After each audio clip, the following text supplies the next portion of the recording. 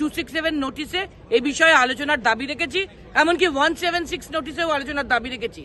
আমাদের দলনেতা Derek O'Brien বলেছেন 176 এর আলোচনা করা হোক, শর্ট ডিউরেশন। আমরা সেজন্যও নোটিশ দিয়েছি এবং সবচেয়ে দুর্ভাগ্য যে সংসদে রাজ্যসভায় এটা সহমত হয়েছিল যে হ্যাঁ 176 নোটিশে শর্ট ডিউরেশন ডিসকাশন হবে on duplication of epic card.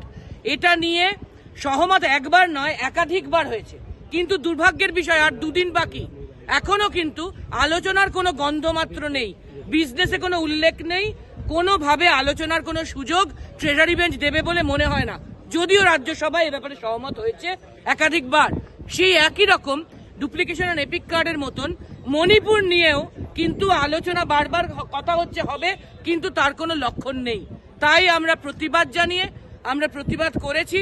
আমরা জানিয়েছি যে শুক্রবারের যে 267 নোটিশ তার রুলিংও এখনো পেন্ডিং আছে, সেটাও হওয়ার কথা নয়, সেটাও আমরা পয়েন্ট অফ অর্ডারে জানিয়েছি।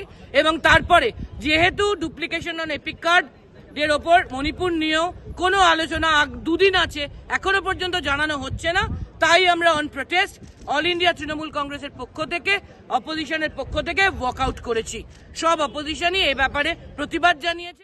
ডাউনলোড করুন এই সময় অ্যাপ iOS ও অ্যান্ড্রয়েডের জন্য।